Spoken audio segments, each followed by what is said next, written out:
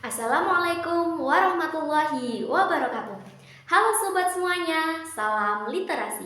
Perkenalkan, nama saya Ella Duyana dari kelas 12F10 nomor urut 12.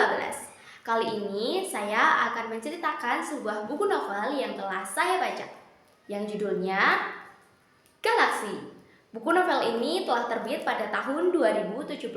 Namun sebelumnya, novel ini telah ditulis di sebuah aplikasi yang bernama Wattpad.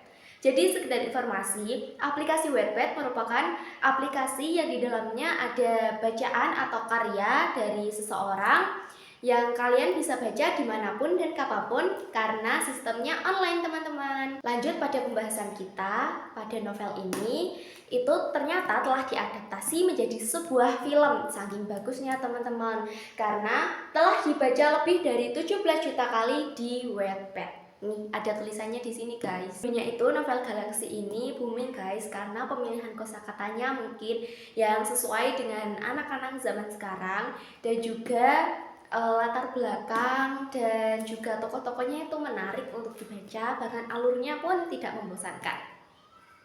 Nah, novel Galaksi ini diadaptasi menjadi sebuah film pada tahun 2023.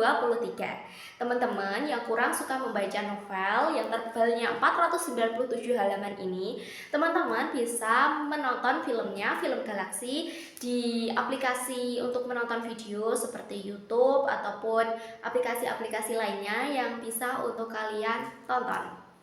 Nah, novel Galaksi ini menceritakan sosok ketua geng yang bernama Galaksi Aldebaran. Dia adalah seorang yang dingin, kejam, dan juga keras. Mengapa sih si Galaksi Aldebaran ini mempunyai sifat seperti itu? Jadi saat dia kecil, dia selalu dibanding-bandingkan oleh orang tuanya. Dia tidak pernah mendapatkan kasih sayang dari sosok keluarganya, bahkan ayah ataupun ibunya. Jadi dia itu kayak tidak mempunyai hati, sehingga dia bersikap kasar, keras, dan juga kejam kepada orang-orang sekitarnya. Namun Galaksi juga mempunyai sisi lembutnya sendiri kepada anggota geng Ravispa. Nah, anggota geng Ravispa ini adalah sebuah geng di SMA Ganesha, tempat bersekolah anak-anak Ravispa ini. Anak-anak Ravispa ini dihuni oleh anak-anak yang bolos sekolah, pakaiannya tidak rapi. Saat jam pelajaran mereka juga tidak masuk kelas. Jadinya diisi oleh anak-anak nakal, teman-teman. Nah, saat bolos di pelajaran-pelajaran tertentu, mereka itu sering ke base camp mereka, yaitu di Warung Pocok. Warung Pocok ini base camp dari Ravispa ini sendiri. Ravispa ini juga memiliki 6 anggota inti, yaitu 6 anggota yang benar-benar dekat dengan sosok Galaksi ini. 6 anggota diantaranya yaitu ada Jordan, Bams, Guntur, Nyong, Oji, dan yang terakhir itu ada Septian. Nah, Septian ini berbanding terbalik dengan sosok ketua gengnya Galaksi, karena si Septian ini mempunyai watak yang pintar, terus dia berkepala dingin, cerdas, selalu berpakaian rapi, dan tidak pernah yang namanya bolos pelajaran. Nah, anggota geng Ravispa ini ternyata mempunyai moto, yaitu solidaritas tanpa batas, yang artinya ketika ada teman atau anggota dari geng Ravispa terganggu, maka sang ketua Galaksi Aldebaran beserta teman-temannya yang lain yang termasuk anggota geng Ravispa, mereka akan senantiasa melindungi temannya yang telah dijahati, dihakimi, bahkan dipukuli oleh geng lain dari SMA lain. Nah, geng Ravispa ini ternyata tuh pernah berseteru dengan geng SMA lain dari SMA Kencana, yaitu geng geng Afgar. Novel Galaksi ini selain menceritakan kisah anak SMA, sosok Galaksi Aldebaran, geng Ravispa, dan juga keluarganya Galaksi ini, ternyata novel Galaksi ini juga mengisahkan sosok percintaan antara ketua gengnya tadi dengan sosok perempuan.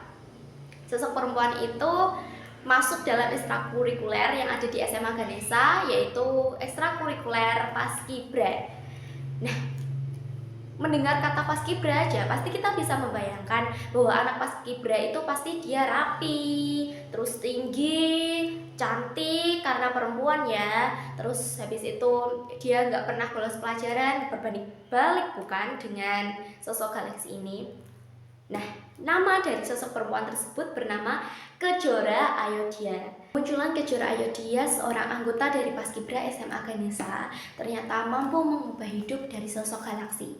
Pertemuan keduanya diawali ketika Galaxy menolong Kejora dari serangan geng SMA Kencana yang seringkali mengalami konflik dengan geng Ravispa. Pertemuan pertama tersebut ternyata mampu membuat Galaxy jatuh hati pada Kejora. Namun, kedekatan dari keduanya ternyata tidak berjalan dengan baik. Ada pihak yang tidak menyukai kedekatan mereka, yakni Mona dan juga Abraham. Mona sangat menyukai Galaxy dan Abraham menyukai Kejora, sehingga keduanya sangat tidak setuju dengan kedekatan dua sejoli ini. Hingga dikarenakan kecemburuan yang luar biasa dan tindakan dari keduanya, akhirnya mereka memisahkan Galaxy dan Kejora. Namun di balik kedua orang yang tidak menyukai kedekatan mereka, banyak teman-teman dari Galaxy dan juga Kejora yang mendukung kedekatan mereka. Seperti Nyong, Bam, serta Oji dan juga Jordan yang menjadi playboy dari geng Ravispa. Keempat orang inilah yang selalu mendengarkan dan mengamati kedekatan dari kedua sejoli ini.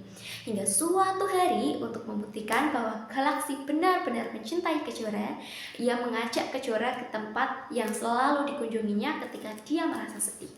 Tempat ini hanya Galaxy saja yang tahu. Namun, semenjak kedekatan Kejora dengan Galaxy, Kejora kini menjadi target sasaran dari geng Avantgarde. Karena mereka tahu kini kelemahan dari sosok Galaxy berada pada orang yang dia cintai. Hal tersebut mereka gunakan untuk mengacaukan kehidupan Galaxy.